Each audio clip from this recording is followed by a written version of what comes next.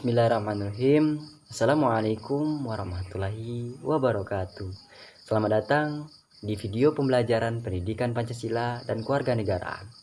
Bersama saya, Sofian. Untuk materi kali ini kita akan membahas tentang Pancasila sebagai dasar negara Indonesia. Pancasila sebagai kristalisasi negara, nilai-nilai luhur bangsa Indonesia yang telah tumbuh dan berkembang seiring dengan perkembangan peradaban bangsa Indonesia. Selayaknya, nilai-nilai tersebut diterapkan dan diamalkan secara bulat dan utuh dalam kehidupan bermasyarakat, berbangsa, dan bernegara. Pokok bahasan kita kali ini yaitu tentang Pancasila sebagai dasar dan ideologi negara.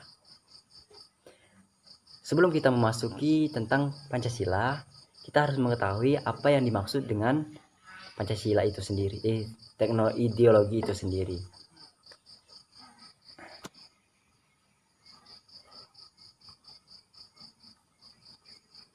Oke, ideologi berasal dari kata idea yang artinya pemikiran, konsep atau gagasan, serta kata logos artinya pengetahuan.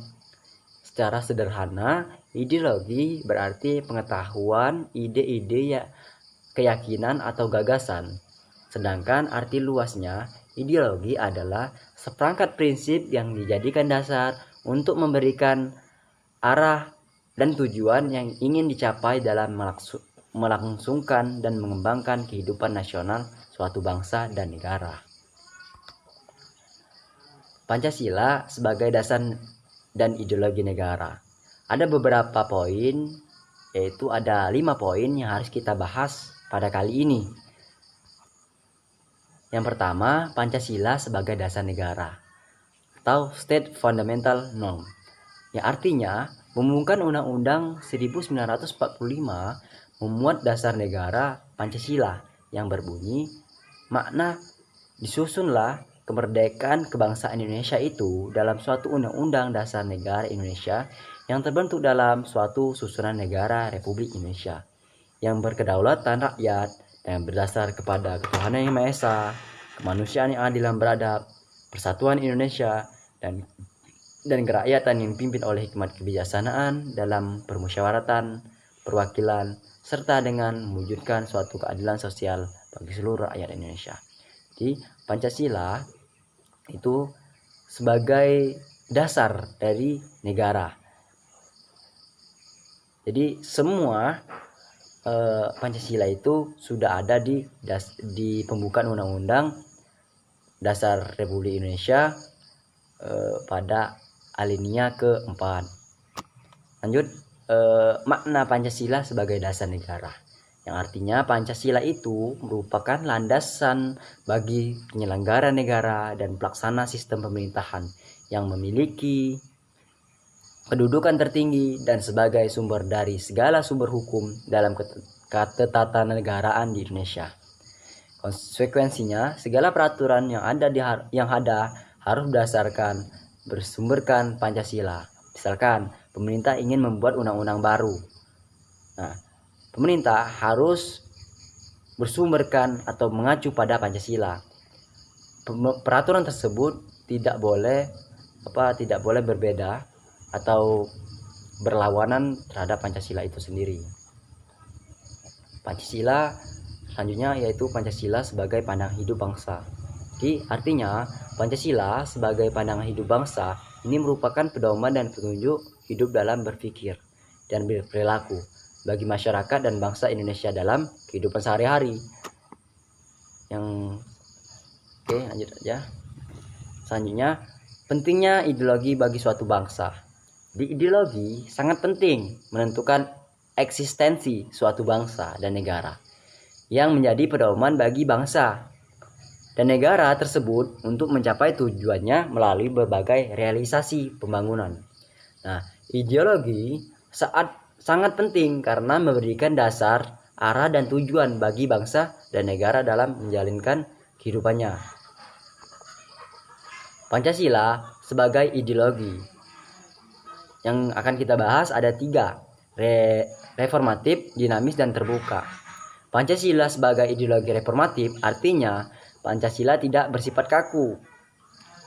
Kemudian yang kedua, dinamis. Artinya Pancasila senantiasa mampu menyesuaikan dengan perkembangan zaman, ilmu pengetahuan, teknologi, serta dinamika perkembangan aspirasi masyarakat saat ini. Yang ketiga, terbuka. Bukan berarti mengubah nilai-nilai dasar Pancasila, melainkan mengeksplisitkan wawasannya secara lebih konkret. Seperti ciri khas dari ideologi terbuka, seperti itu adalah nilai-nilai dan cita-cita tidak dipaksakan, tetapi digali dari harta kekayaan masyarakat itu sendiri. Nilai-nilai luhur Pancasila. Ada 5 poin isi dari Pancasila yang akan kita bahas ke depan. Ketuhanan yang Maha Esa. Di sila ke-1 ini memberikan kebebasan kepada setiap warga negara untuk melaksanakan ibadah sesuai agama dan keyakinannya masing-masing.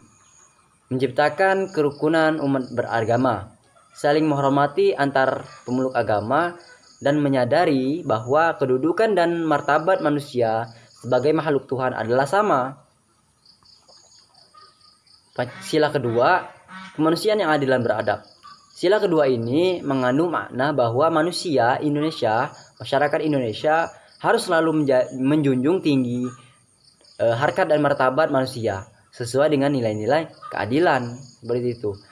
Kemudian yang sila kedua ini menyatakan bahwa bangsa Indonesia menghendaki adanya pergaulan antar umat manusia dan tidak membeda-bedakan sara baik sekolah, di rumah, masyarakat, bangsa, dan negara. Yang ketiga, persatuan Indonesia. Dengan sila ketiga, kita sebagai bangsa Indonesia wajib mencintai tanah air Indonesia dengan tidak berlebih-lebihan. Tidak berlebihan artinya kita harus mampu menganggap bahwa semua bangsa di dunia memiliki harkat dan martabat yang sama. Oleh karena itu, kita wajib menghargai dan menghormati bangsa lain di dunia sehingga persatuan yang ada akan terbentuk, seperti itu. Kita juga misalkan di Indonesia itu sangat banyak sekali suku, budaya, kemudian perbedaan ras, seperti itu. Nah, dengan adanya sila ketiga ini, kita harus bersatu. Kita harus bersatu sehingga terjadilah suatu kerukunan yang ada di Indonesia itu sendiri. Seperti itu. Sila keempat, kerakyatan dipimpin oleh hikmat kebijaksanaan dalam permusyawaratan perwakilan. Nah, sila keempat ini mengandung makna bahwa dalam menyelesaikan masalah sebaiknya dimusyawarahkan dulu. Musyawarah dilaksanakan dengan tertib. Tiap peserta diberi kesempatan menyampaikan pendapat dengan mengutamakan kepentingan orang banyak. Dalam musyawarah dilandasi oleh akal sehat, bertikad baik, dan dilandasi oleh hati nurani yang luhur. Sehingga keputusan yang musyawarah yang dilakukan tadi dapat dipertanggungjawabkan secara moral kepada Tuhan dan kepada semua orang. Nah, yang terakhir yaitu keadilan sosial bagi seluruh rakyat Indonesia. Sila kelima menghendaki agar manusia Indonesia atau masyarakat Indonesia bersikap dan berbuat seperti anggota keluarga besar yang bertanggung jawab.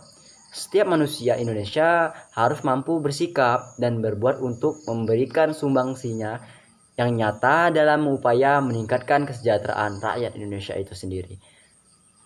Nah, itulah penjelasan dari sila-sila kelima sila yang ada di Pancasila. Nah, menunjukkan sikap positif terhadap Pancasila dalam kehidupan bermasyarakat, berbangsa, dan bernegara. Nah, sikap positif terhadap Pancasila merupakan sikap perilaku yang baik dan mendukung terhadap nilai-nilai Pancasila, serta berupaya melestarikan dan mempertahankan Pancasila baik sebagai ideologi bangsa, dasar negara, maupun pandangan hidup bangsa. Nah, nilai-nilai ini dapat diwujudkan dalam kehidupan sehari-hari dengan berperan serta mengamalkan nilai-nilai Pancasila di lingkungan keluarga, sekolah, masyarakat, dan bangsa dan negara. Nah, contoh sikap yang perlu ditunjukkan oleh setiap warga negara. Pertama, menerima Pancasila sebagai dasar negara, ideologi bangsa dan pandangan hidup bangsa itu sendiri. Kedua, menghayati dan mempelajari nilai-nilai yang terkandung dalam Pancasila. Yang ketiga, mengamalkan nilai-nilai Pancasila dalam kehidupan sehari-hari. Yang keempat, menolak ideologi lain yang bertentangan dengan nilai-nilai Pancasila itu sendiri.